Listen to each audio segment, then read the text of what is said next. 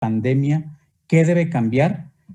Porque he visto en el transcurso de estos meses, 6 meses ya, de pandemia, de confinamiento y de un esfuerzo enorme de los maestros para continuar con su trabajo educativo, que han ido cambiando cosas. Y me parece que es importante reflexionar acerca de qué cosas sí deberían cambiar y qué cosas no. Y preguntarnos en qué sentido podrían cambiar estas cosas, pero también cuáles no y por qué. Y justamente yo quiero empezar con ustedes revisando esta situación actual, ¿no? Bueno, esta que está en la pantalla, esta caricatura que estoy presentando, es en realidad cómo estábamos hace unos 6 meses en todo el país. Teníamos una cercanía con los niños y las niñas, estábamos trabajando de forma presencial, pero luego se presentó esto, ¿no? Y lo que ocurrió, pues, es que tuvimos que separarnos de los niños.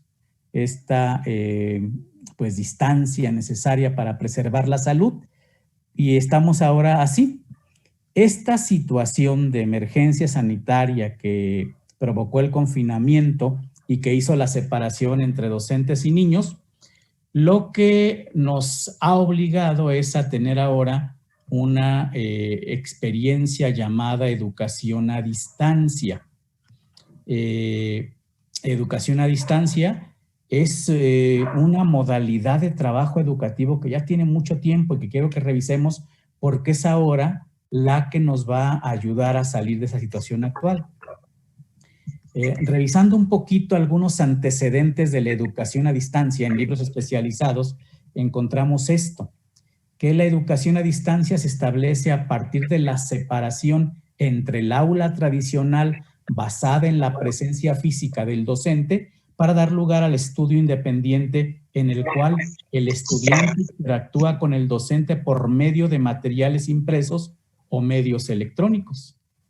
El cual se respeta que la educación es un proceso individual de cada persona en sus propios niveles de logro. Y marqué aquí esto, pues, que es importante tenerlo en cuenta, que la educación a distancia se sostiene por la interacción con el docente y el estudiante por medio de materiales impresos o medios electrónicos. Lo digo porque muchas personas ante esta pandemia piensan que la única opción es comunicarse con los niños por medios electrónicos, y no. Ahorita vamos a mirar que la educación tiene una tradición larga y que nos da experiencias también usando el material escrito. Esta información la obtuve del libro que estoy proyectando ahí a la izquierda de su pantalla para que tengan la referencia. La definición también implica la separación de los estudiantes en el tiempo. La educación a distancia asincrónica hace referencia a que la instrucción se ofrece y los estudiantes acceden a esta en momentos diferentes o en cualquier momento que les resulte cómodo. También quise destacar esta idea porque también se cree erróneamente que la educación a distancia ahora debe ser con los niños al mismo tiempo, frente a una pantalla en que está el maestro y los niños atentos a ella. Pues no, el trabajo de los niños a distancia también puede ser de forma asincrónica, no al mismo tiempo que la que hace el maestro. Esta información la encontré como referencia en este libro que también recomiendo y que se llama Educación Abierta y a Distancia. Y entonces, bueno, esto es lo que, esta situación de educación a distancia es la que nos hace hacer algunos cambios importantes en la enseñanza en general y, por supuesto, en la enseñanza particular del lenguaje. Me permití mostrarles esta otra ilustración donde se muestra cómo ha ido cambiando la educación a distancia, y lo hago porque muchos de los instrumentos que se han usado a través del tiempo nos pueden ser útiles todavía. No sé si alguien de ustedes recuerda que en algún tiempo muchos de nosotros tomamos cursos a distancia por correo y nos llegaban cuadernillos, instrucciones, evaluaciones, actividades a nuestro correo. y podía ser un sinfín de cursos en línea, y no había todavía los recursos como la televisión o el internet o los videos. Y el trabajo a distancia era solamente por correo, por cartas formales, por materiales para contestar, materiales de lectura, etcétera. Posteriormente, la educación a distancia empieza a usar los medios multimedia, por ejemplo, la radio, la televisión, los videos.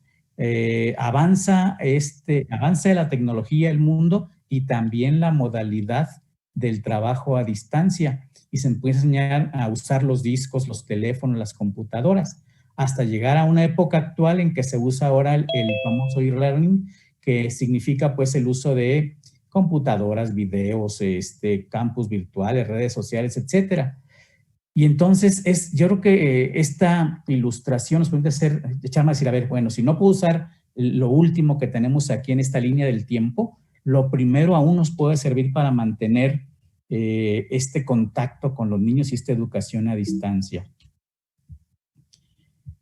Continuando con esta reflexión, haciendo un breve resumen de esta primera parte, diríamos que la educación a distancia, y lo digo así como dos de las principales características que debieran tener los docentes presentes cuando trabajen con los niños, que son dos cosas. Una, que es asincrónica, que uno puede enviar las actividades a los niños y que ellos se organizan en casa, y esto responde a la misma dinámica de los hogares, para hacerlo en otro momento en que ellos se organicen con su familia. Y la otra característica es que no solamente tendríamos que usar materiales impresos o materiales virtuales, ¿no? Sino también otro tipo de materiales diversos en realidad. Y ahora, con este antecedente de que ahora la educación que era presencial es a distancia, la pregunta importante que yo planteo en esta charla es, ¿qué debe cambiar y qué no debe cambiar en el contexto de la educación a distancia? Y yo creo, a mí se me antoja importantísimo que revisemos, que se mantenga el enfoque para la enseñanza del lenguaje, especialmente en la enseñanza de la lectura y la escritura. Lo digo porque con preocupación he visto que en algunas entidades, y no es el caso de Hidalgo, soy claro, en algunas entidades se ha regresado a la enseñanza de sonidos, sílabas y de unos métodos tradicionales que hace, yo creo que unos 80 años dejaron de funcionar y se siguen usando. Y me parece que ha sido una decisión equivocada que las autoridades propongan volver al silabeo y a la enseñanza de letras sueltas, porque esto significa un retroceso. Entonces, respecto a la pregunta de si debe cambiar el enfoque para la enseñanza, yo creo firmemente, por la experiencia que tengo, por los estudios que hemos realizado, por los documentos que hemos leído, por resultados de investigaciones, que no debe cambiar. Miren, volver a la enseñanza de sonidos y sílabas es retroceder. Es retroceder. Bueno, lo digo comparativamente, dar a los niños el derecho de comprender lo que leen es avanzar.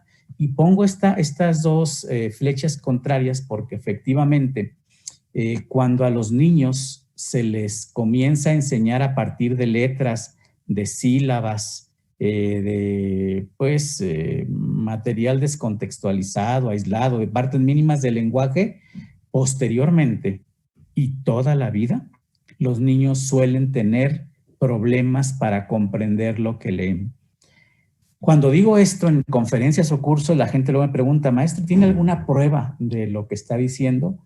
Y con todo y pena digo que las pruebas son miles, millones de mexicanos que aún al haber pasado por la educación primaria no entienden lo que leen. Y esa es la prueba más grande que tenemos de que los métodos, si bien en un tiempo nos salvaron la vida a los maestros y fue nuestro principal recurso, hoy a la luz de las investigaciones nos dicen, no hay otras maneras de que los niños aprendan a leer y a escribir sin sacrificar la comprensión lectora. Por eso digo que si conservamos el enfoque que en educación básica tenemos desde el 2006 en secundaria y 2009 en primaria, con este enfoque 2009 le estamos dando a los niños el derecho de comprender, de comprender lo que leen y en ese sentido avanzar y prepararlos para la vida. Entonces yo creo que hay que conservar el enfoque, hay que seguir trabajando estas formas de enseñanza que hemos practicado desde hace tiempo. Vamos a revisar estos dos enfoques así brevemente. Respecto al enfoque tradicional, cuando digo esto me refiero a los métodos silábicos, métodos de palabras, métodos fonéticos, métodos fónicos, y la experiencia nos ha dicho que estos métodos pues lo que hacen es que se obliga a los niños a memorizar las formas y los sonidos de las letras, que en esta forma de enseñanza se posterga la enseñanza de la comprensión lectora y escritora. Y muchos han de recordar, a mí no me dijeron cuando yo cuestioné esta manera, cuando me decían, tú preocúpate porque los niños en primero se aprendan todos los sonidos y todas las letras del abecedario y posteriormente van a comprender lo que leen. Ahora sabemos, cito en este caso a Isabel Solé, que la comprensión lectora debe enseñarse. No es una cosa del azar, no es una cosa que nada más espontáneamente surja una vez que los niños dominan los sonidos y las formas de representarlos gráficamente. La comprensión lectora se enseña y ocurre que en primero y a veces en segundo grado, mientras se trata de que los niños memoricen los sonidos y las letras, no se enseña comprensión lectora. En cambio, trabajar con un enfoque basado en prácticas sociales del lenguaje, pues se aprovechan las ideas que los niños tienen sobre el lenguaje, las que traen desde el hogar, las que tienen en la calle, y se aprovechan esas para fundamentar sobre ellos una base de aprendizajes consecuentes que los hacen crecer. Se favorece que los niños usen el lenguaje que les rodea y lo comprendan desde el principio de su ingreso a la educación primaria. Entonces, esto es a lo que me refiero, entonces, con la necesidad de que tratemos de conservar el enfoque, que la desesperación que algunos maestros sienten ante la dificultad de comunicarse con los niños no los haga volver a utilizar los métodos tradicionales. Otro argumento a favor de esto es que, bueno, nosotros, porque hay este argumento o falso argumento cuando se dice, bueno, es que yo aprendí a leer y a escribir con un método tradicional. Y bueno, si hay una gran distancia entre la época en que nosotros aprendimos y la época actual, donde tenemos niños diferentes. Para empezar, en nuestra época no había celulares, a menos que aquí en el público haya gente muy joven, pero no había celulares, no había otros recursos que los niños actuales tienen. Entonces, el mundo ha cambiado, los niños están cambiando, la psicología nos da más elementos para entender que no podemos usar los mismos métodos de hace 80, 50, 30, 20 años para los niños de la actualidad, que son completamente diferentes, en un mundo completamente diferente. Entonces tratemos de contener esta ansia de volver, de pensar que lo más fácil es que los niños aprendan letras y sonidos y que posteriormente adquirirán la comprensión lectora. Otra cosa que debe de cambiar, que hay que revisar y que ser atentos, fíjense que esto incluso a veces hasta reduce el estrés de profesores y de familias y de autoridades educativas, es que, miren, teníamos, estoy poniendo como ejemplo ahorita, estos son los contenidos de primer grado que se supondría que un maestro debería desarrollar con los niños.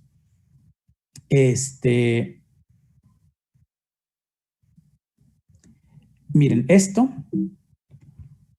estos contenidos son 15 contenidos.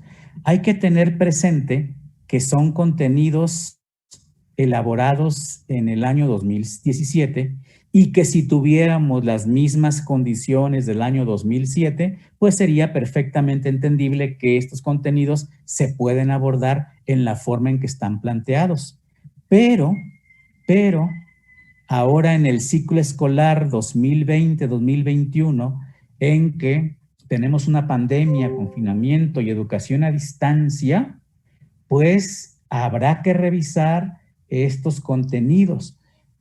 No digo, porque a lo mejor no se alcanza la vida para ello, que habría que crear otros, ¿no? Y no sé si la SEP le dé tiempo en lo que lleva esta administración para crear nuevos, pero sí revisar estos y hacer por lo menos esto que voy a proponer enseguida.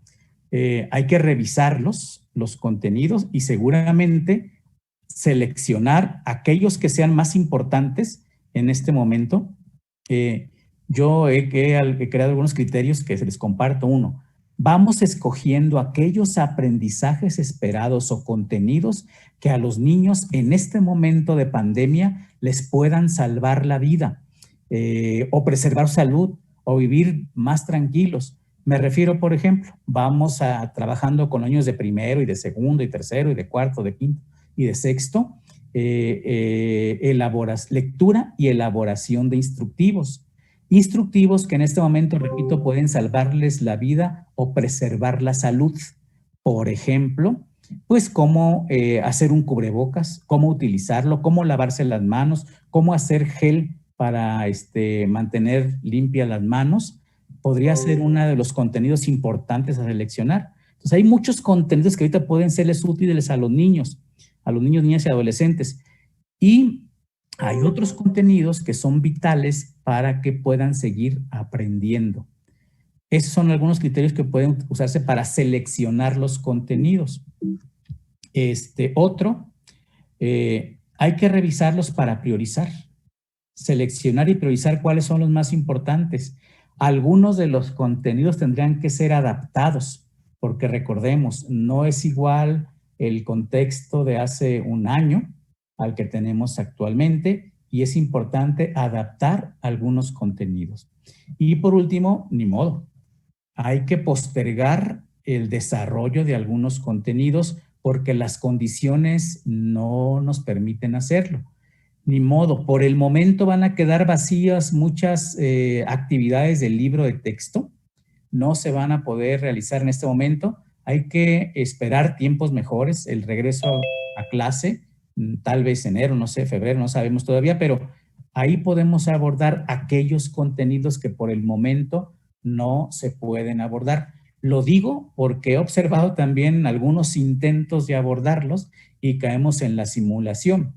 Ejemplo, ¿no? Uno de los contenidos que vienen en primero y en algunos otros grados de la educación primaria es que los niños organicen la biblioteca del salón.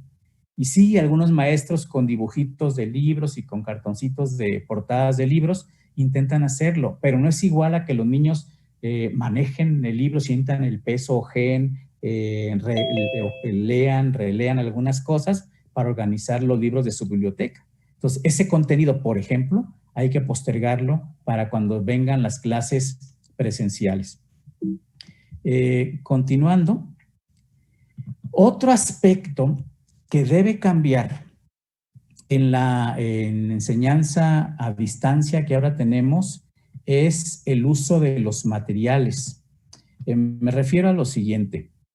Tenemos un programa de estudios, tenemos los libros para el maestro, los libros para el alumno.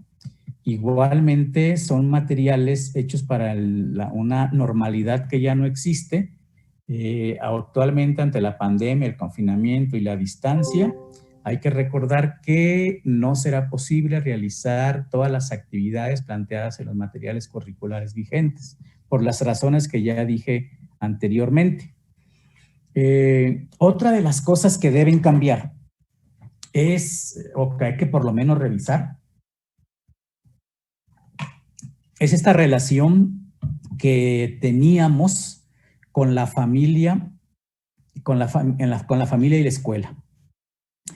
Me parece que antes la relación era un poquito de esta manera, ¿no? La escuela atendía a los niños se involucraba, la familia se involucraba un poquito, y el niño era a veces el medio por el cual llegábamos a la familia. pues ahora me parece que es distinto, ¿no? Me parece que ahora está así la relación.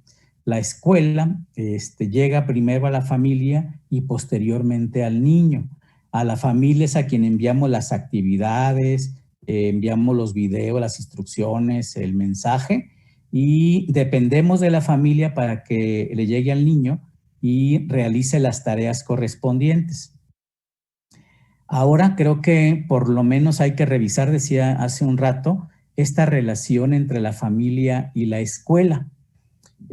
Ahora no solo deberá solicitarse el apoyo a la familia, sino tendremos que hacer un esfuerzo por formar a las familias, enseñarles a apoyar, tener paciencia y empatía.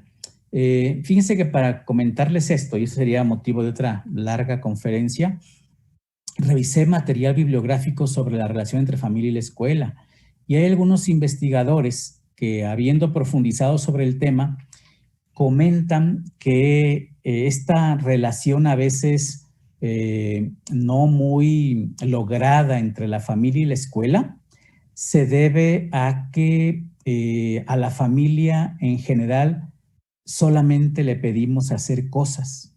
Por eso mencionaba aquí en esta lámina, no solo deberían pedirle cosas a la familia, sino explicarles los porqués se hace cada cosa, explicar cómo trabajamos en las escuelas, qué enfoque llevamos y decirles qué esperamos de ellas y también qué no esperamos, porque muchas familias empiezan a dar sus propias clases a la manera en que ellos recibieron una educación.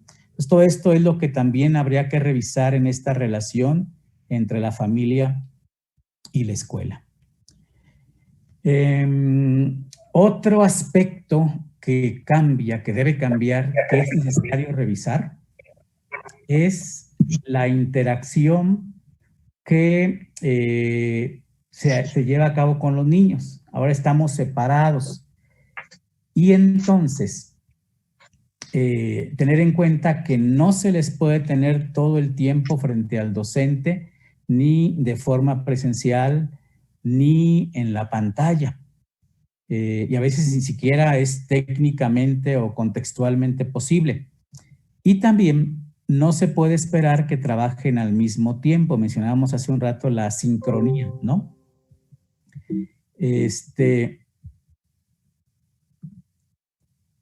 Tampoco puede presentarse a los niños las actividades del libro sin otro tipo de intervención docente. Es decir, no se puede decirle a las familias, pedimos que los niños contesten la página 1, la página X, sin haber dado una explicación previa o una actividad previa o algo que haga saber a los papás y a los niños la intención, el propósito, el contexto de la actividad.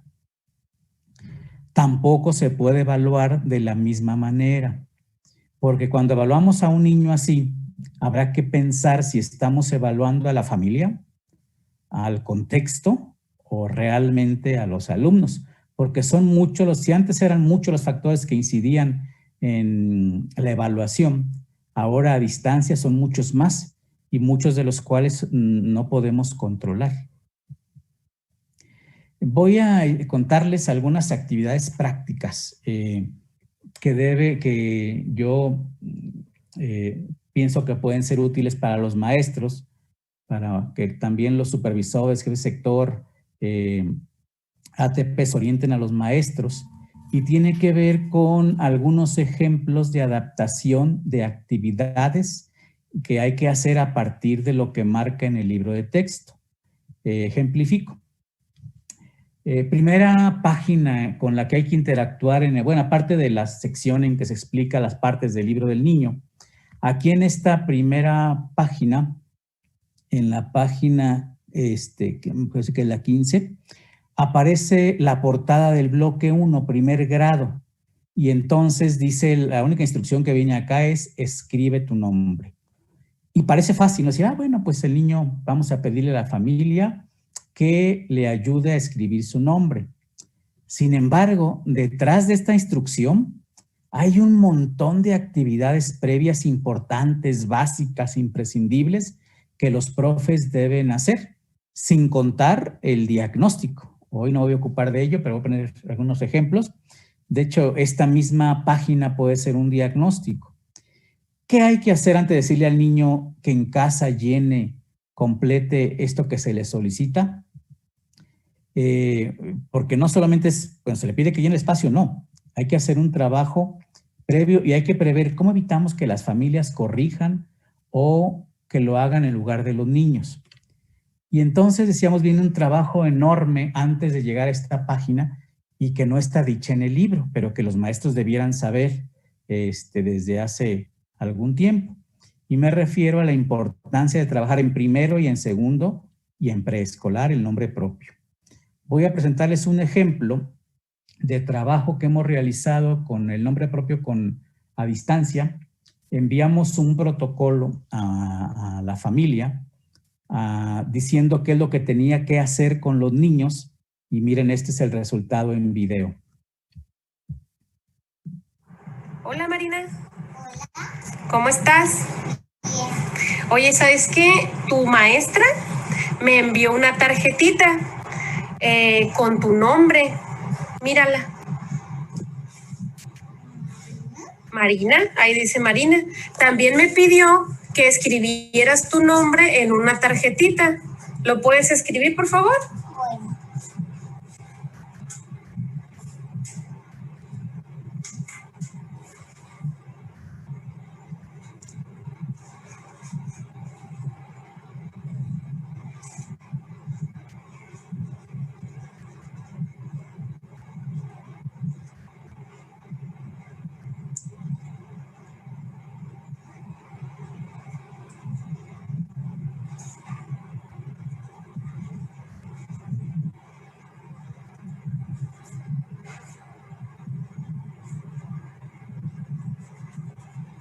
Listo.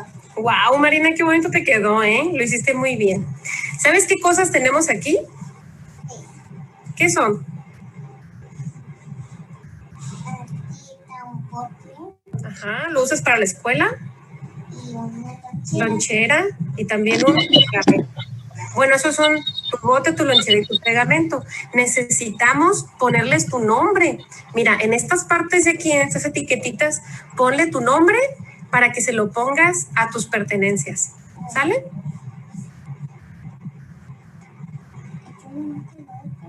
Te va a quedar bien, como te salga.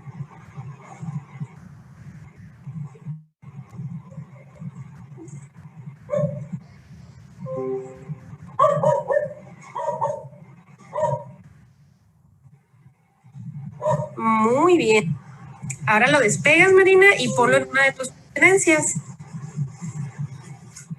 Porque es tuyo. Quiere decir que eso es de Marina. ¿Sí?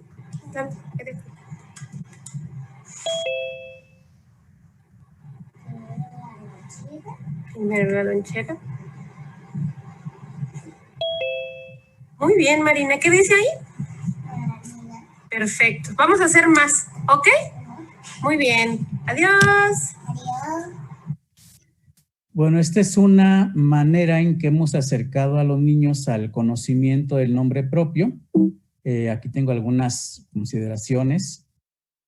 Se pueden usar etiquetas, cinta, tarjetas para copiar el nombre o bien escribirlo directamente sobre los objetos con un plumón indeleble. Es un ejemplo de trabajar con los niños el nombre propio. Otro ejemplo es el siguiente, donde después de que el niño o la niña en este caso conoce su nombre propio, se le presentan otros nombres para que identifique aquellos que comienzan como el suyo. Observemos el video. Hola Marina. Hola. Marina, mira, hoy tu maestra me envió unas tarjetitas con nombres de compañeros que vas a tener en la escuela. Sí, no me mandó todos, me mandó algunos. Dentro de todos estos nombres...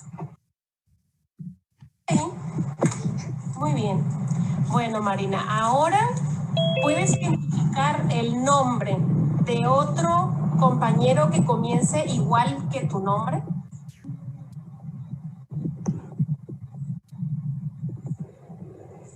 Mamá. Ese, muy bien. ¿Cómo lo reconociste? ¿Qué reconoces de ahí? Otro tiene la R y la A. Muy bien. Muchas gracias, Marina. Es todo. Adiós. Adiós. Bueno, para observaron que la niña supo el nombre de las letras, pero no es requisito que los niños sepan las letras del alfabeto para poder hacer ese trabajo. Se recomienda que los adultos digan que comienza igual que tu nombre para evitar decir el nombre de la letra y el sonido. A los niños en este grado y en estas edades, digamos de los 5 a los 7, son muy sensibles respecto al nombre y sonido de las letras. Y puede ocurrir que si les dicen, a ver, dime un nombre que empiece con la M, ellos les digan Emelia, porque es el sonido que captan. Emelia. O que si le dicen con la M, no entienden a qué se refiere. Entonces, por eso se recomienda decir que comiencen igual que tu nombre. Vamos con un tercer ejemplo.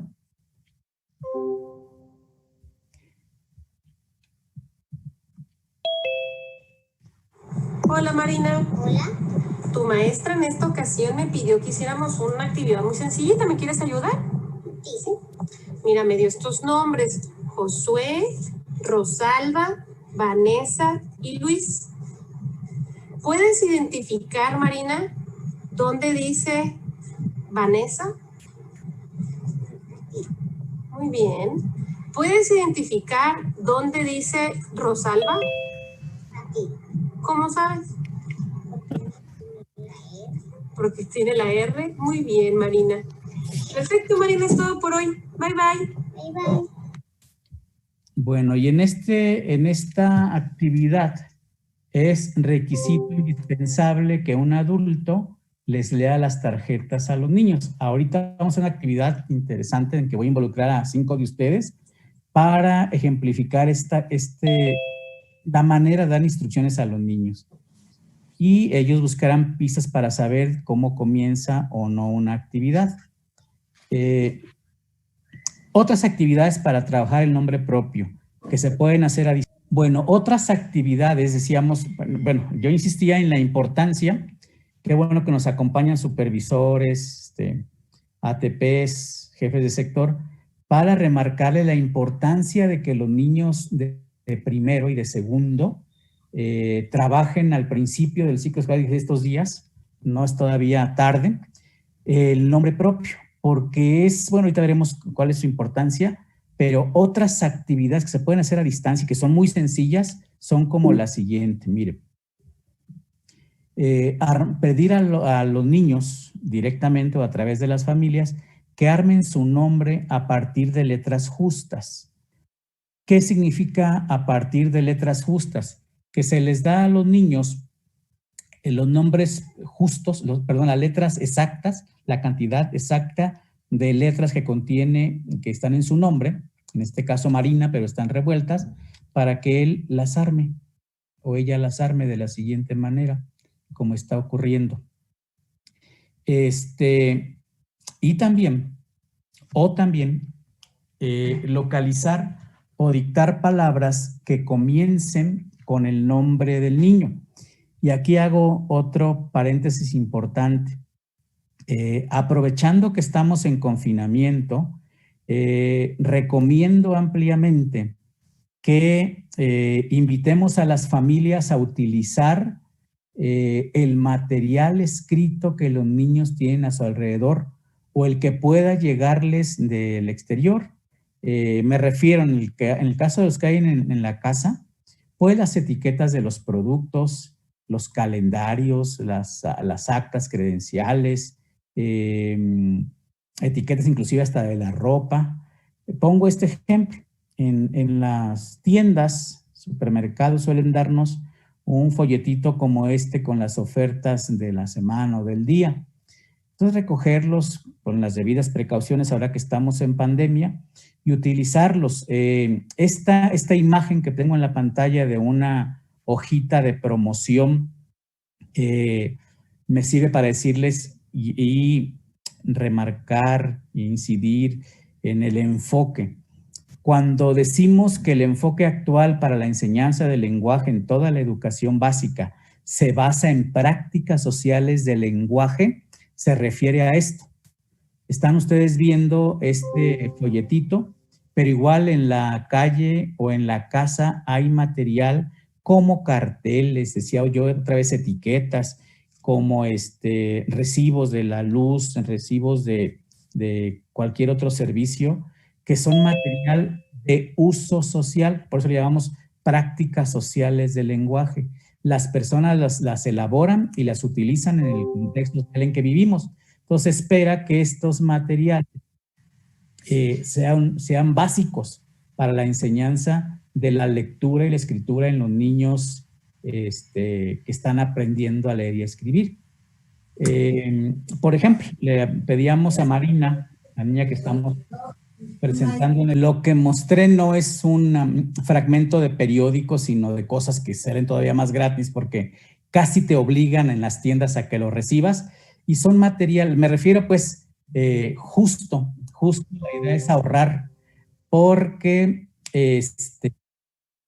muchos maestros están gastando dinero en material didáctico, comprar láminas, plumones, etcétera, que a veces no son tan productivos como usar otra vez material de circulación social, como el que estoy presentando. O sea que a Marina le pedíamos que localizara el nombre, palabras que comienzan como su nombre y que posiblemente hubiera encerrado una como esta o como esta, ¿no? Pues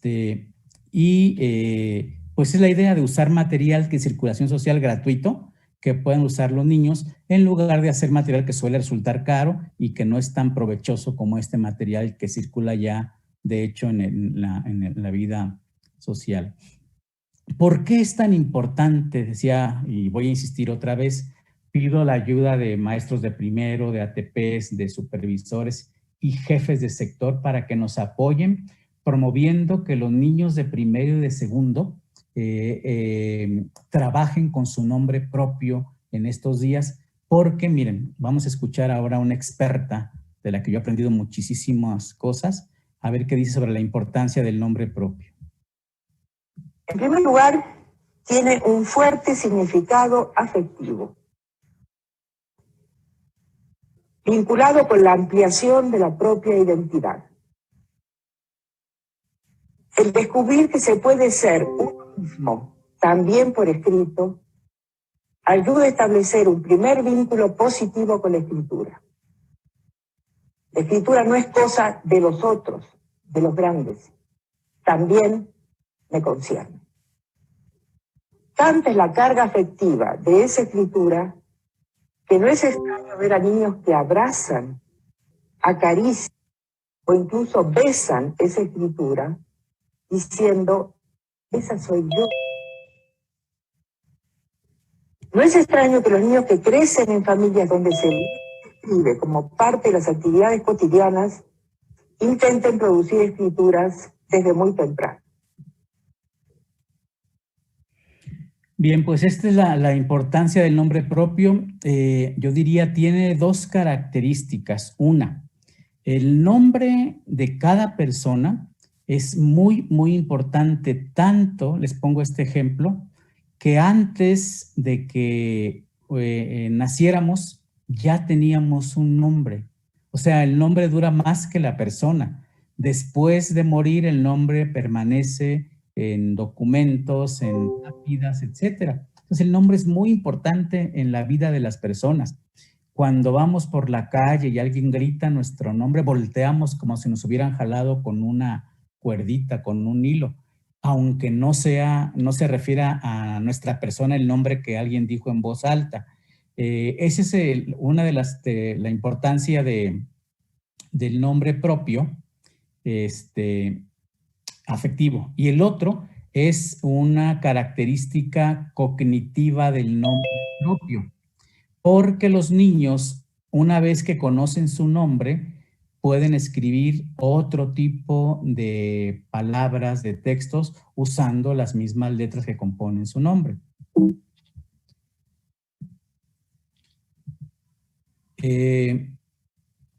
Fíjense, hablábamos aquí de la importancia de revisar y de ir ajustando, cambiando, posponiendo, transformando algunas de las actividades plasmadas en el libro de texto. Esta es la página 12, es la primera con la que trabajan los niños, es la primera actividad del bloque y del ciclo escolar, y veamos lo que dice. Dice, conocemos la escuela. Desde ya el título dice, bueno, estamos en confinamiento y estamos en casa y no será posible, por lo menos así como está planteada en el título, la actividad, pero habrá que revisarla para poder hacer los cambios y ajustes pertinentes. Dice, en estas actividades conocerás a tus compañeros y maestros y los distintos espacios de la escuela. Actividad 1, nuestros nombres. Tomen la tarjeta con su nombre. Copien el nombre de un compañero y dibujen su cara en la siguiente tabla. Repitan la actividad con otro compañero. Sus nombres tienen algunas letras que sean iguales. Y aquí es donde tendríamos que revisar la factibilidad de realizar esta actividad en este momento de pandemia en casa, ¿no? Y yo planteo esto. ¿Qué tal si ahora, como no podemos estar de forma presencial, dice aquí, conocerás a tus compañeros? ¿Podría ser enviándonos fotos en video, con dibujos, o definitivamente posponemos esta actividad hasta que estemos en los grupos presenciales? A esto me refiero con la necesidad de revisar lo que se hace y ajustar. No se puede concebir que los docentes le digan a los niños, contesten la página de su libro, ¿no? La página 2 en este caso, cuando habrá actividades que no se van a poder hacer. Claramente no se van a poder hacer. Sigo leyendo. Dice, nuestros nombres, tomen la tarjeta. Bueno, ya había leído esta parte, ahora dice, y si mejor ponen el nombre de un familiar, es decir, las pongo en duda porque el cambio, el ajuste o posponer la actividad va a depender de los diferentes contextos en que elaboran los maestros. Y pues la actividad va a depender de eso, ¿no? De qué posibilidades tengo de hacerla o no. Habrá quien pueda, por ejemplo, poner la carita de los niños en alguna video o fotografía para que los niños lo hagan, pero habrá quien no podrá hacerlo. Entonces habrá que hacer una reflexión y en el fondo el mensaje es no podemos seguir pidiendo a los niños que solo contesten los libros. Si esto no era correcto antes de la pandemia, mucho menos ahora, porque se pierde el sentido de las actividades. Otro ejemplo, paseo por la escuela, ¿no? Ya desde el título otra vez de la actividad nos dice que esta no podrá ser posible realizarla. Habrá que hacer otro tipo de actividad que nos permita, conseguir lo que se pretende que se aprenda, ¿no? Y ver de qué otra manera se realiza en el contexto de confinamiento.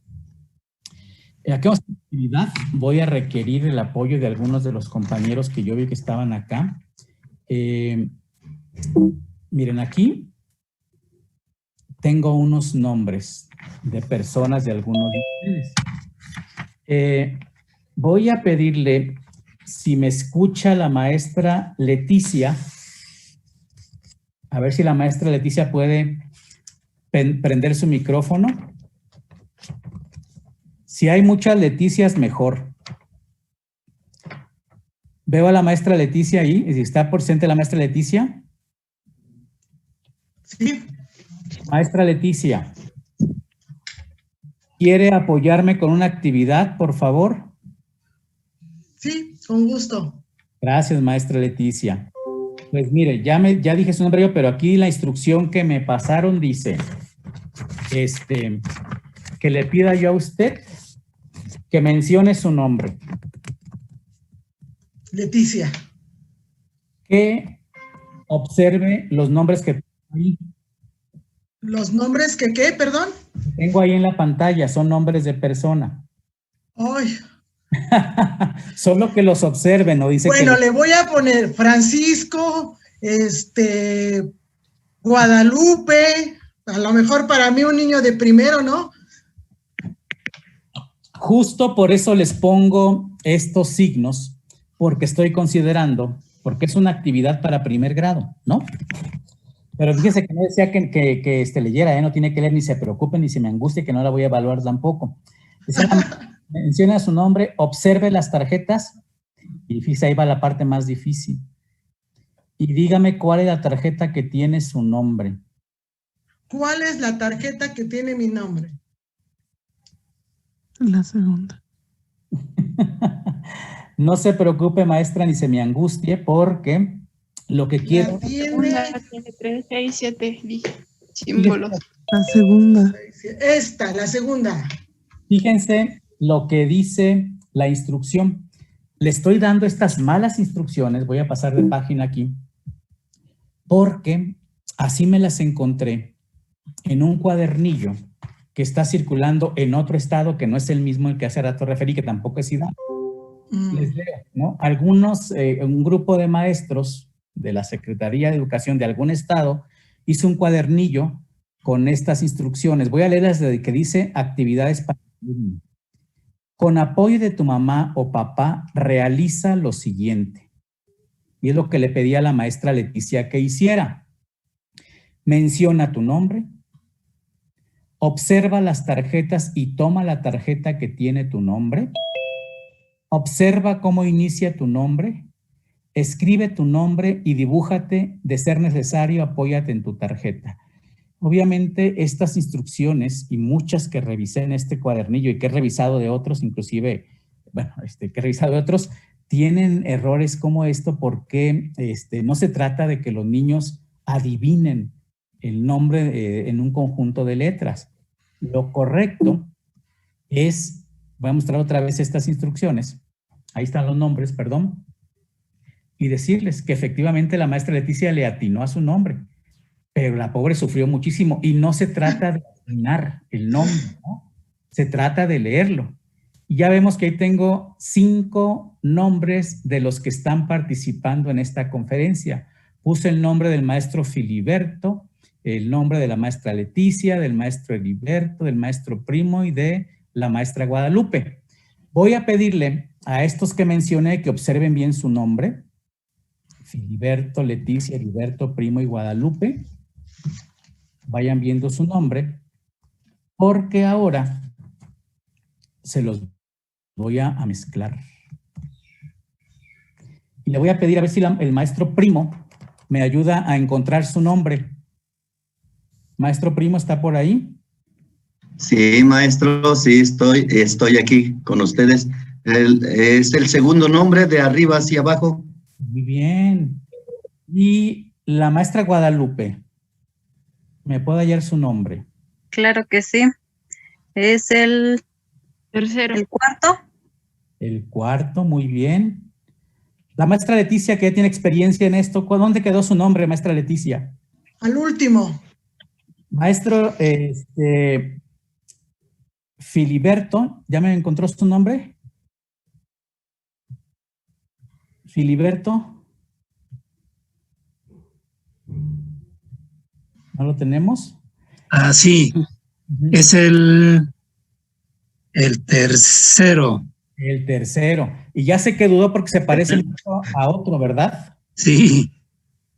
¿A cuál se parece? Sí. Se parece al primero. Sí. Perdón, al cuarto. Al cuarto. Muy bien. ¿En qué se parece al cuarto? A las flechas, aunque están verticales, y el mío son horizontales. Claro, gracias por participar. Entonces, lo que quiero decir, lo que pongo acá es, híjole, hay que cuidar mucho las instrucciones que enviamos a los niños, porque pueden ser confusas y hacernos sentir como hicimos sentir a la maestra Leticia al principio. ¿Cómo? Si yo no entiendo, ¿no? Entonces hay que ser cuidadosos con lo que le pedimos a los niños, sabiendo cómo piensan los niños, qué ideas tienen sobre el lenguaje, etcétera. Por otra parte, miren, otra cosa que debe cambiar o que es necesario cambiar o ayudar a las familias a cambiar es la de implementar en los hogares un ambiente alfabetizador. Me refiero a lo siguiente. He visto que muchos maestros, y qué bueno, hicieron un esfuerzo impresionante por formarse un escenario para impartir clases. Hicieron en un rincón de su casa, incluso hay gente que dedicó hasta un cuarto completo para convertirlo en salón virtual, y pusieron adornos y pusieron el alfabeto, muchas cosas más. Y sí, podría ser atractivo para los niños, pero pensando también que además de adornar los espacios desde donde se transmiten los videos que los maestros hacen, es importante que en la medida de lo posible los niños se vean rodeados de materiales de lectura y escritura y de actividades que les impliquen leer y escribir de manera cotidiana. Es decir, no solo se espera que el maestro tenga un espacio para transmitir, cuando es posible esto, transmitir, adornar su espacio, sino procurar que el espacio donde están los niños, los hogares, en la medida de lo posible se conviertan también en espacios alfabetizadores. Miren, en la normalidad antigua, yo recomendaba, y tuvimos experiencias muy bonitas en el estado de Hidalgo, porque nos llevaban los videos y las fotos donde sí estaban los maestros haciendo el salón de clase, instalaban este alfabeto, un alfabeto que yo denomino oficial, porque viene en los libros, en los materiales recortables. Pero ahora es necesario, importante, sería valiosísimo. Ojalá se pueda hacer el esfuerzo, y otra vez invito a quienes me acompañan el día de hoy, supervisores, ATPs, jefes de sector, maestros frente a grupo, a que pudieran orientar a las familias para que en algún lugar de la casa pusieran el alfabeto que llamamos oficial y que los niños pueden recortar de sus libros y ponerlo a la vista, porque es un material muy valioso que sirve de consulta para los niños. A eso me refiero con un ambiente alfabetizador.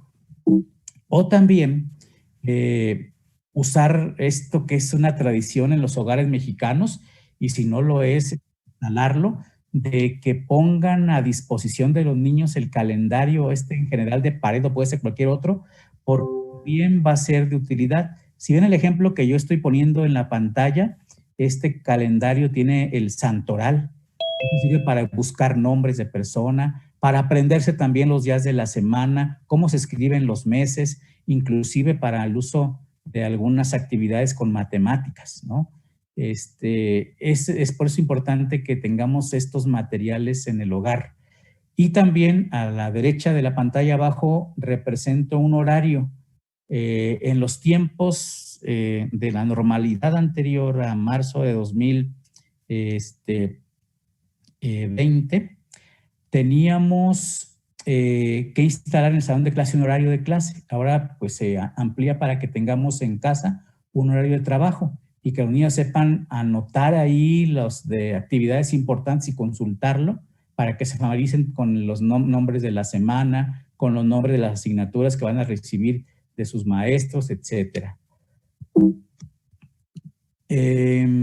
Otros elementos de un ambiente alfabetizador que vienen marcados en el libro para el maestro y también en el libro, para el alumno, es esto que también pusimos en práctica. Incluso la imagen la obtuve de los testimonios que maestros de Hidalgo daron en estas reuniones presenciales del año pasado, que era el cuaderno de palabras. El cuaderno de palabras es una herramienta que favorece la reflexión sobre el sistema de escritura. Se espera que cada niño de primer grado, ahorita en su casa, prepare un cuaderno como el que se ve en la ilustración, en que ponga pestañitas cada determinado conjunto de hojas con el abecedario, para que ahí leo acá lo que dice el libro para el maestro. Dice, el trabajo autónomo y la posibilidad de hacer tareas en casa que sirvan para la reflexión colectiva en la escuela. Se trata de un cuaderno organizado con pestañas en orden alfabético en el cual los niños pegarán las letras que aparecen en las páginas recortables. Estas letras están acompañadas de una imagen y una palabra. Esto permite a los niños vincular lo que se oye con lo que se escribe. Y antes de poder leer y escribir convencionalmente, les ayuda a relacionar la escritura con los nombres de las cosas y a analizar las semejanzas y diferencias entre las formas gráficas que se utilizan para representar sonidos iguales. Este cuaderno servirá para coleccionar palabras que comienzan igual a lo largo del año. Esas pueden derivar de las actividades del libro de texto o de tareas realizadas en casa. Otro elemento, y este va para segundo, es el que también, y me parece que también esta foto la tomamos allá, bueno, alguien la tomó en Hidalgo y la presentó en nuestros talleres, es lo que llamamos el fichero de palabras y expresiones. Este fichero se trata de armar una cajita, leo la definición que trae el libro para el maestro. Se trata de una pequeña caja en la que los alumnos incorporarán a lo largo del ciclo escolar tarjetas con las nuevas palabras y expresiones que aprendan. Podrán ilustrar sus tarjetas para complementar la información escrita que incluyan. Esta herramienta favorece la reflexión sobre el conocimiento ortográfico de los alumnos y les plantea el reto de elaborar tarjetas con definiciones claras. Al mismo tiempo, permite que los alumnos utilicen su conocimiento del orden alfabético como una herramienta organizadora. Fortalece el trabajo autónomo y la posibilidad de hacer tareas en casa que sirvan para la reflexión colectiva de la escuela. Todos los elementos que he mencionado, el de instalar el alfabeto en la casa, hacer que los niños tengan a su disposición un calendario escolar, tener un horario de las actividades de casa, que por supuesto combinan las de la escuela, usar el cuaderno de palabras y el fichero de palabras y expresiones, ayuda a que los niños avancen aún estando en casa sin la presencia del maestro en el conocimiento del lenguaje escrito. Son cosas que antes hacíamos en el salón de clase y que perfectamente se pueden realizar dentro de las casas sin mayor intervención que, bueno, nada más dirigir a que se tengan estos materiales con los niños. Otra cosa importante, ya casi para finalizar y dejar tiempo para la interacción mediante sus preguntas, es la importancia de continuar con el uso del libro para el maestro. A pesar de las circunstancias, o más bien ante las circunstancias, es importante revisarlo por lo siguiente. Miren, el libro del maestro sigue siendo una guía básica importante para que los maestros identifiquen las intenciones de las actividades que se plasman en el libro del alumno. Tenemos básicamente el de primero y segundo, que yo recomiendo que los lleven los maestros y que nos ayudan a lo siguiente. Por ejemplo, miren, en la página 21 del libro del alumno, en actividad 3 dice el alfabeto. Actividades que hay que hacer con el alfabeto, y entonces en la página correspondiente, que habrá que buscarla, del libro para del maestro, nos indica qué es importante y cómo realizar esta actividad plasmada en el libro del niño. Y así van a encontrar cada actividad del libro del del niño, tiene su correspondencia con unas instrucciones, una orientación de cómo trabajarla, y está dicho en el libro para el maestro. Por ejemplo, dice acerca de el conocimiento de las letras que conforman nuestro alfabeto, las formas y nombres de las letras juegan un papel importante en el proceso de alfabetización, aunque es insuficiente si se trabaja de manera aislada y se presentan las letras una a una. Conocer el alfabeto tendrá sentido como apoyo cuando busquen las letras que necesitan para escribir algo. A lo largo del ciclo escolar descubrirán que el orden alfabético es también necesario para manejar índices, diccionarios, guías, etc. Gracias, maestro, por la riqueza del día de hoy que nos está compartiendo. Una de las preguntas que hace aquí la maestra Itzel Maya nos menciona cómo alfabetizar a nuestros alumnos cuando los padres de familia son analfabetos y con recursos escasos. Claro, yo hace un rato decía, bueno, estamos al tanto de estas circunstancias. Yo decía de la importancia, pues ahora sí, de aprovechar, ¿no? Y de que las actividades que implementemos vayan dirigidas tanto a padres de familia como a los niños. No olvidemos que el alfabetismo en adultos y jóvenes es una consecuencia de un trabajo no realizado en la escuela básica. Es una deuda que tenemos con las familias. Y yo creo que hay actividades, y si me permiten, igual posteriormente compartimos algunas actividades, hay que dirigirlas a ellos, ¿no? Y tendremos que hacer el esfuerzo de que nuestras actividades diseñadas para los niños sean tan claras que no tengan que tener la intervención de sus papás que no podrían leer, ¿no? Son dos propuestas las que yo hago. Hacer actividades para ambos, cuando sea esto posible, y pues cuando ellos no quieran o no puedan, porque a veces es una gran verdad que no pueden participar, dirijamos actividades clarísimas a los niños. Yo le proponía, trabajé con un grupo de maestros del estado de Querétaro y están trabajando ellos haciendo material para interactuar con los niños, me decían, y los más desvalidos de la sierra, donde papás hay que no saben leer y escribir, pero que además ni siquiera hablan el español. Entonces, pensábamos con estos maestros, claro, en hacer un material que le llamamos autocontenido, autosuficiente, un material intuitivo, que el niño pudiera mirarlo y al mirar decir, ya sé lo que tengo que hacer, ¿no? Por ejemplo, y estoy hablando al aire, perdón si no les queda clara este ejemplo, pero decíamos, ¿no? Le das esta lectura que viene en el libro de primero sobre el gato en la tienda, ¿no? O cualquier otra lectura. Luego le pones al niño el dibujo de un gatito señalando la palabra gato. Y le pides que haga lo mismo, que haga dibujitos o que busque en el texto la palabra gato y la enlace con el dibujito. Cosas así tan sencillas y tan claras que no haya duda y no haya necesidad de que alguien le interprete al niño la actividad. Estamos trabajando en ello. Yo espero que en otro encuentro que tenga con ustedes se las pueda presentar. Denme un mes para acabar algunas y presentárselas. Pero es posible hacer eso. Ya sabemos que, es decir, lo que sí nos desconcierta, descoloca, es que el material que tenemos actualmente, yo de esta charla muchas veces, no nos sirve del todo, no todo sirve para unas circunstancias. Hay que adaptarlas, hay que hacer distintas cosas y es lo que nos toca.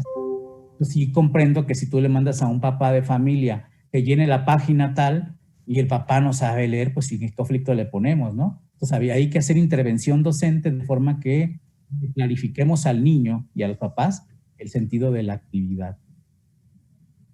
Tenemos la pregunta del maestro Ángel Pérez Pérez. Dice, ¿qué opinión le merece el que se maneje el nombre de las letras? Y va muy relacionado con la pregunta de la maestra Marisela Mendoza, que también cuestiona sobre cuál es el método indicado para enseñar a leer y escribir. Sí, buenas preguntas, siempre presentes, ¿no?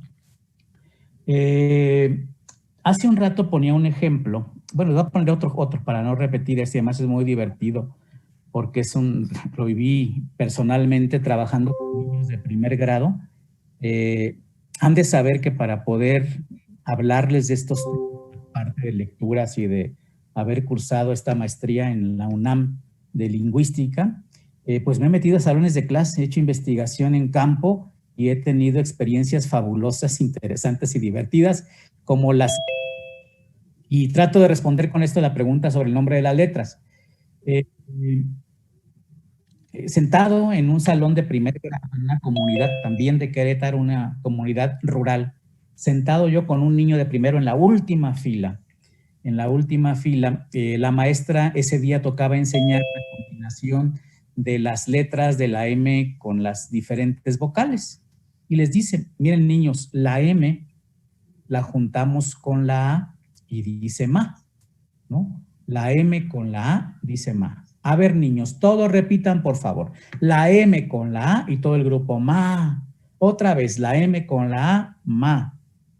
Y me dice mi compañerito de asiento, me da un codazo discreto y me dice, oye, ¿qué pasó? Ahí no dice ma.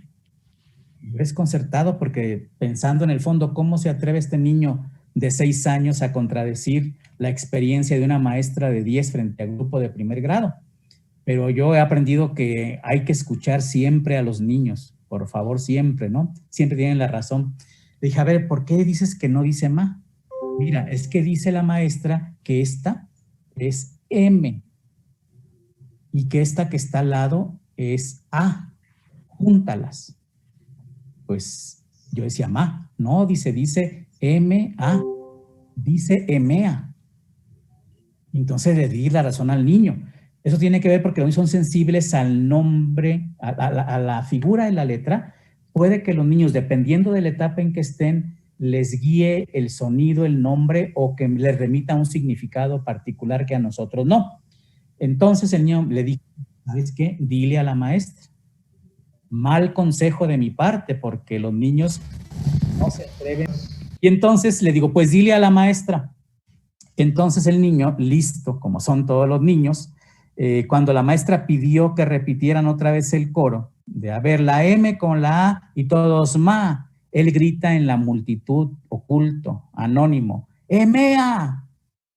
Y la maestra comienza a escuchar si desconcierta y mira para todos lados tratando de descubrir aquel que no coincidía con su enseñanza. Y otra vez, la M con la A y todos ma, y el niño, ¡EMEA! Y la maestra de pronto, ¿no? A ver, ¿quién dijo EMEA? ¿Quién fue el que dijo EMEA? Obviamente el niño y yo nos quedamos callados, ¿no? No era momento de desafiar a la maestra. A eso me refiero que aunque entonces el nombre de las letras puede causar confusión en los niños, ¿sí? Déjeme ver si no me tardo mucho para presentar otro video que es clásico en mis talleres, donde justo también se ilustra este trabajo que las mamás hacen con los niños, confundiendo las letras, los sonidos y los nombres de las letras. Déjenme ver si no me tardo muchito, les paso otro. La M, un videíto, y acabo de ilustrar esto miren, lo encontré rápido. Miren, vamos a hacer un video justo para que vean cómo efectivamente a los niños les hace ruido conocer primero las letras. Voy a poner el video y voy a irlo cortando para hacer una explicación de esto. Pa, la J y la A, ja,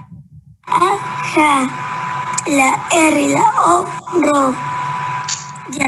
¿Cómo dice? O, ro. No sé si vieron precisamente que al niño se le está pidiendo primero que diga los nombres de las letras. Dice el nombre primero, es P, y luego la A, J, A, R, O. Y después se le pide al niño que olvide todo eso, que olvide los nombres de las letras y solo diga los sonidos. Observemos. No, ¿dónde está la E? ¿La P y la A? Pa. ¿La J y la A? Ja. ¿La R y la O? Ro. ¿Cómo dice? Paro. No.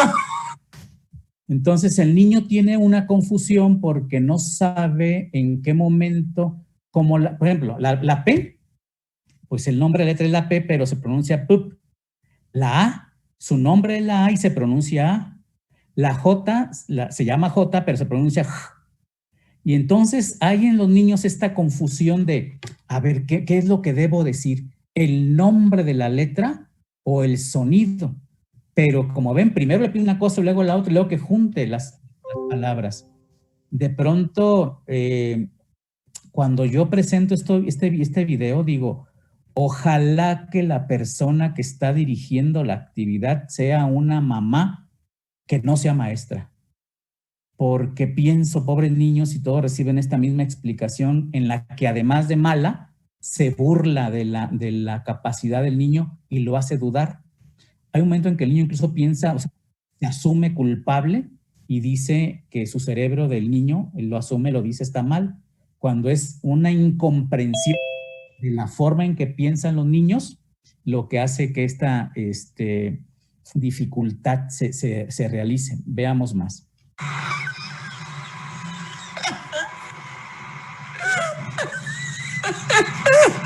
La P y la A. Pa. La J y la A. Pa. La J y la A. Pa. La R y la O. No. ¿Cómo dice? Claro.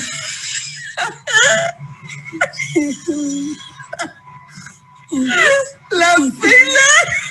Yo hago, siempre pido a los profesores cuando ven este video que analicen la actitud del niño, sus bracitos tensos, la presión que está recibiendo para tratar de entender lo que es ilógico, y la risa de la persona, de la señora, que hace que el niño se sienta pues no competente, ¿no? Veamos. La P y la A. Pa. La J y la A. Ja. La R y la O. No. ¿Cómo dice? Bajo.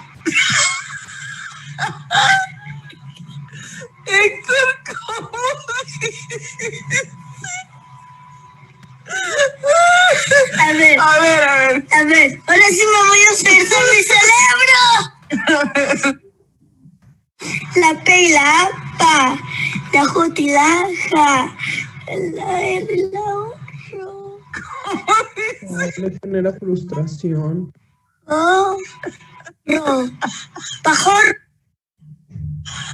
Tan fácil que era decirle, mira, ahí tengo varias palabras. Una dice mujer, rojo, pájaro, dibujo, jarra, reja, naranja y jabón.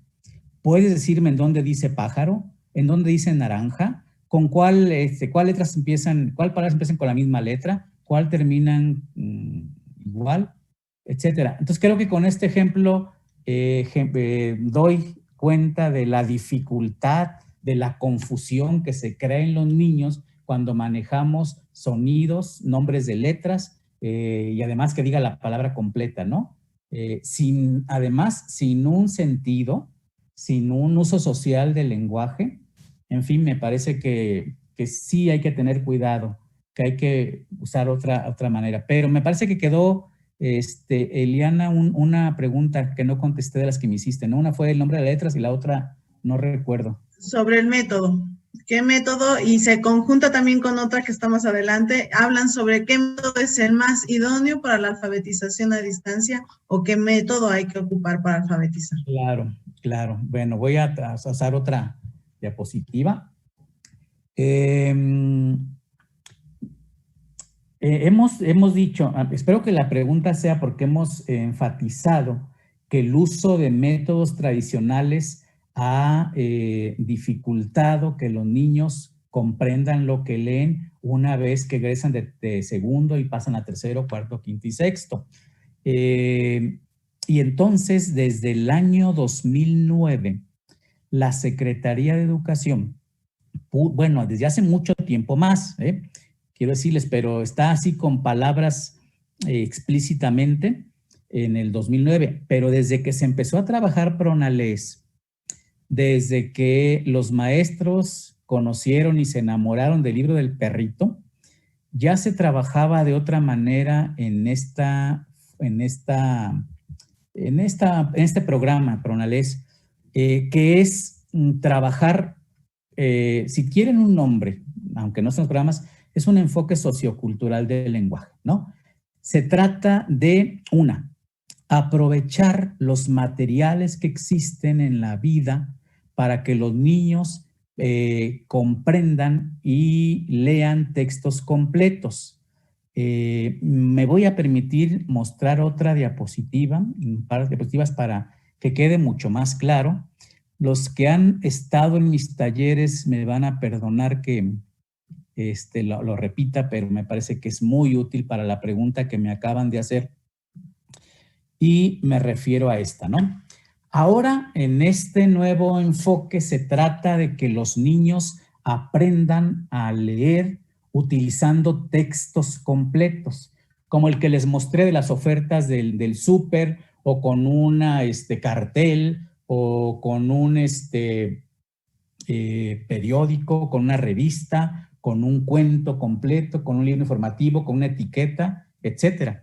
Y entonces, cuando planteamos esto, es decir, a ver, no empieces con una letra, empieza con todas. No empieces con una palabra, comienza con los niños con todas las palabras que existen. La primera pregunta que nos hacen los profes es la que tengo en la pantalla. Pero ¿cómo pueden aprender a leer sin estudiar primero las letras? Y entonces hago este ejercicio que bien puede servir para convencer a algunos maestros, para explicarle a algunos maestros, pero también para explicarle a algunos padres de familias. Yo me encontré el año pasado esta infografía que se distribuyó en Rusia. No la hicieron para enseñar a leer y escribir a los niños. La hicieron, ustedes me dirán para qué, porque les voy a preguntar, pero es un texto, lo que quiero decir es circulación social, que anda por ahí en las calles, que lo dieron impreso, que pasó en redes sociales, pero es una infografía muy importante. Yo les pregunto, y esperamos que no se haga tan complicado la respuesta, porque somos 300 ahorita en esta reunión, que alguien me dijera, algunas voces me dijeran, ¿de qué piensan que trata esta infografía? Ahí está, ahora sí. ¿No? Les decía que los maestros me preguntan, cuando yo les digo, miren, empieza con una infografía con los niños, empieza con un cuento completo, empieza con tal, pero maestro, ¿cómo pueden ellos leer sin estudiar primero cada letra? Y es cuando saco, entre otros materiales, esta infografía que decía yo que está en ruso, que circula en Rusia, y que no está en los libros de texto, que no fue hecha para enseñar, sino para salvar vidas. ¿De qué piensan alguien que me diga ahora sí, y supongo que la están viendo ahora, de qué trata esta infografía? El cuidado de la salud. Coronavirus. Fíjense, como la tuve el año pasado, aún estaba de moda el coronavirus, no es del coronavirus, sino de otra enfermedad. La influenza. La influenza. Para evitar la influenza. Excelentes respuestas. Ahora, cambio la pregunta. ¿Dónde dice, de todo este montón, dónde creen que dice el nombre de la enfermedad, influenza? En lo amarillo. En lo amarillo, efectivamente. Antes del signo de interrogación. Bueno, en las letras amarillas, en las letras amarillas. Pegado al signo de interrogación. Voy a encerrarla. Ahí dice influenza. Ahí. Pero escuchen, hay dos palabras. Solamente en una de las dos palabras dice infografía. ¿En cuál de las dos dirá? Escucho. ¿Dónde tiene ¿En la la R? segunda dice influenza? En la segunda.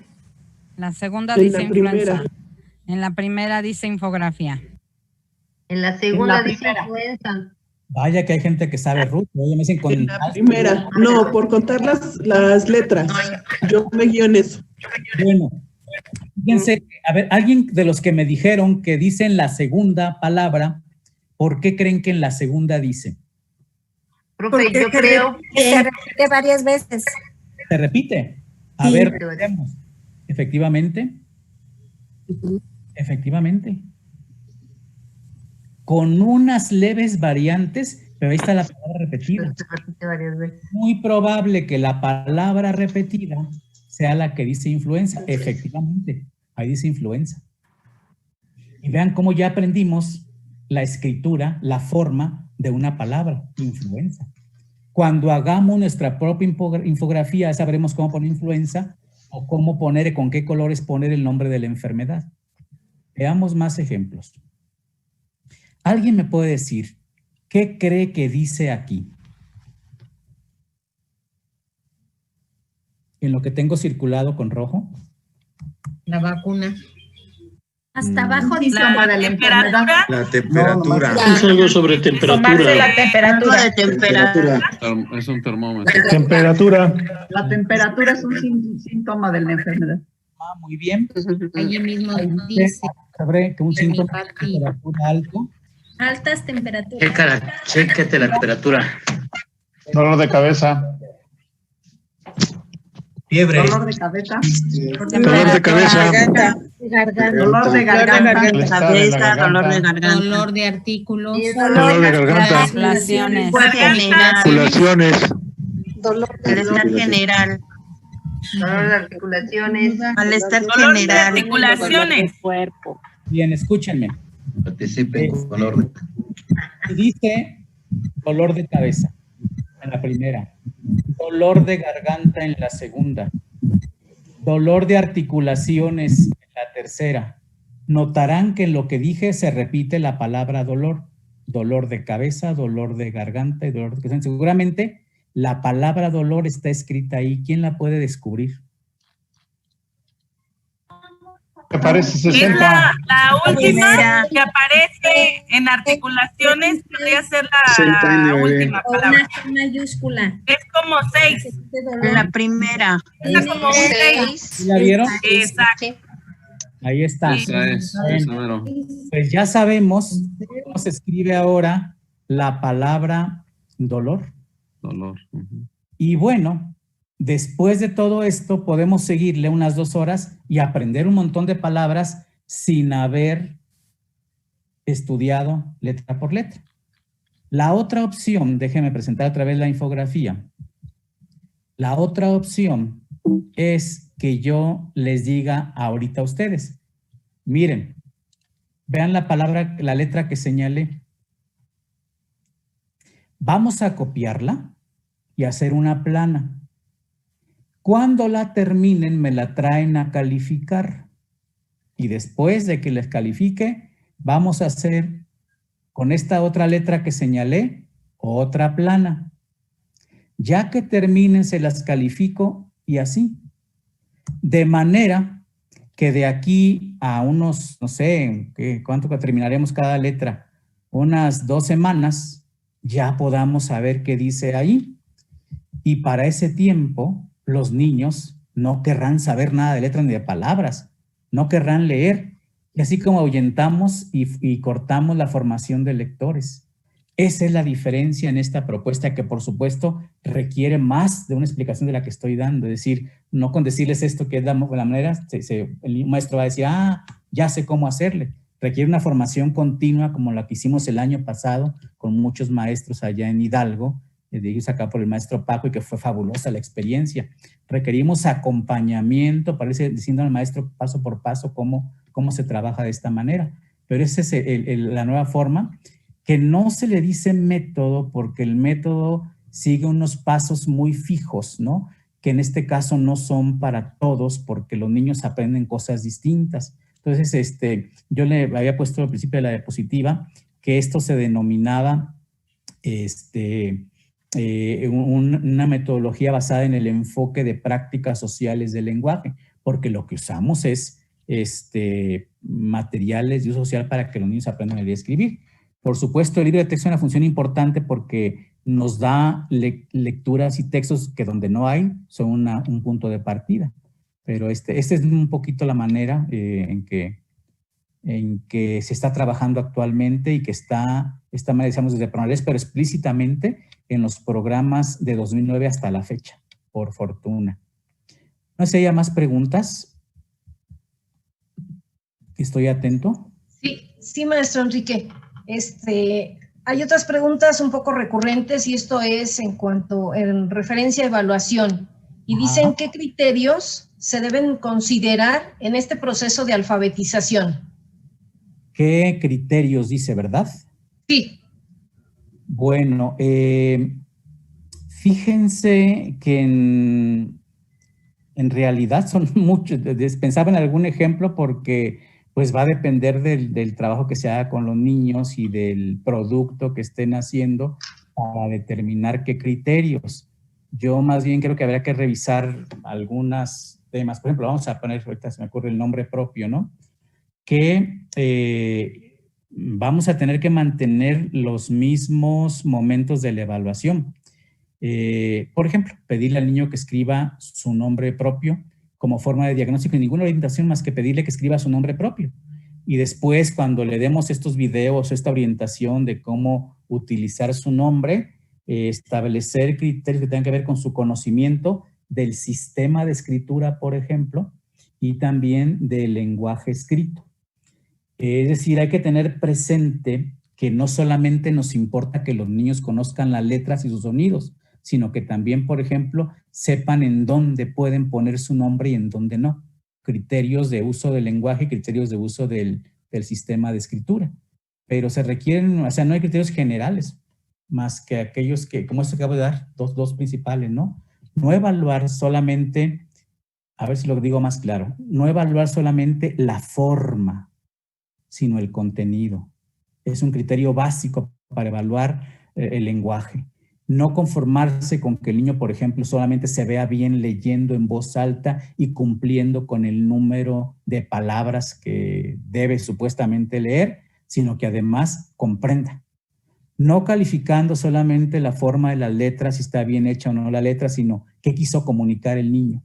A eso me refiero con criterios sobre el sistema de escritura y con criterios sobre el lenguaje escrito. ¿Algo más? ¿Alguna pregunta? Sí, bueno, hay muchas preguntas, pero hay una desde inicio. Basado en los videos de Emilia Ferreiro, nos pregunta Yasmín Alquicires de qué forma y en qué momento se pueden hacer las correcciones a los niños en cuanto están leyendo y notamos que hay o están escribiendo y hay algún error, si pueden hacerse y en qué momento. ¿Me la repites, por favor? Sobre todo la última parte. Sí, que de qué forma y en qué momento se pueden hacer las correcciones cuando un niño está leyendo o escribiendo y tiene algún error. Ok. Una parte importante del enfoque es que estamos acostumbrados a corregir tanto las formas de expresiones de los niños como su escritura. En este enfoque, lo importante es que los niños mismos aprendan a identificar sus errores y a corregirlos. Es decir, no se trata de, por ejemplo, un niño está leyendo, ¿no? Y decirle, oye, te equivocaste, porque entonces vamos a inhibir su expresión. Lo que yo propondría en este caso es, en la medida de lo posible, primero una autoevaluación, que el niño nos dijera cómo te sentiste, qué crees que puedes mejorar, y después si pudiéramos grabar el desempeño del niño, porque el ejemplo que me ponía aquí era leyendo, ¿no? De lectura, pues que el niño se mire a sí mismo leyendo o se escuche leyendo y puede emitir una evaluación. Pero en el fondo está la idea de que no tendrían los maestros que corregir, porque inhiben la producción oral y escrita de los niños, sino enseñar a los niños a identificar sus propios errores, a corregirse ellos mismos para que puedan avanzar más en ese sentido. Y el maestro dejar ser un sensor más bien de la expresión de los niños. ¿Alguna otra pregunta? ¿Cómo integrar los programas de televisión y si son correctos en el proceso de alfabetización? Muy buena pregunta, porque la iba yo a decir al principio. Y ha surgido y lo han dicho muchos maestros. Miren, la pregunta me la han hecho de la siguiente manera. Maestro, ¿por dónde empiezo? ¿Qué hago?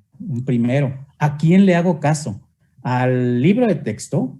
¿A lo que me recomienda mi autoridad educativa? ¿A lo que pasan en la televisión? ¿Al libro para el maestro? ¿A las actividades que yo encuentro ahí? Y dices, híjole, pues es mucho, ¿no?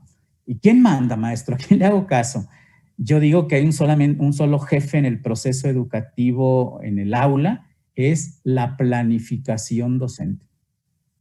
La planificación docente te va a decir qué necesitan tus niños, qué apoyos necesitas tú. Y entonces tú trazas el camino de modo que estos recursos no te distraigan, no te utilicen, sino que tú mismo utilices los recursos que se te ofrecen, ¿no? Traza tu camino, primer pasito, a ver qué saben mis niños, qué de lo que tenían que aprender el ciclo escolar pasado porque se cortó el curso, ¿no? ¿Qué de lo que los niños tenían que aprender no han aprendido? ¿Y qué de lo que del nuevo ciclo escolar tienen que aprender? Y entonces con estos parámetros establecer, entonces, para que yo alcance estas metas, mi camino va a ser este. Y el camino lo puedo armar con actividades del libro, actividades que no vienen en el libro, actividades que sugiere el libro para el maestro, programas de televisión, los de Aprende en Casa u otros, etcétera. Con toda honestidad, les digo que no será posible que los programas de televisión abarquen todos los contenidos, ¿no? Son un recurso en los que se verán algunos contenidos. Lo digo con conciencia, les informo aquí, ahorita que estamos nomás 295 personas, no se lo digan a nadie, que a partir del día de hoy comencé a colaborar con la Secretaría de Educación en los programas de Aprende en Casa para segundo grado. Entonces yo voy a revisar los programas que se van a emitir a partir de la próxima semana y lo digo así, claro y sincero, no es posible abordar en 30 minutos un contenido. Los programas de televisión, igual que las actividades de libro de texto, son un apoyo para que el maestro logre la meta que tiene prevista con sus niños y que está plasmada en su planificación, depende de cómo lo hagan, anual o planificación incluso semanal. Pero es la planificación la que te va a guiar sobre qué materiales utilizar. Si no es que yo agarro esto y le hago eso, si no sería un caos, si no tendríamos un rumbo. Déjenme hacer una analogía que yo uso con frecuencia. La planificación es una especie de GPS, ¿no? Es decir, ustedes muchos han usado el GPS. El GPS te plantea un mapa y tú le puedes decir a ese mapa que quieres ir a algún lugar y quieres saber por dónde tienes que irte y en cuánto tiempo llegas.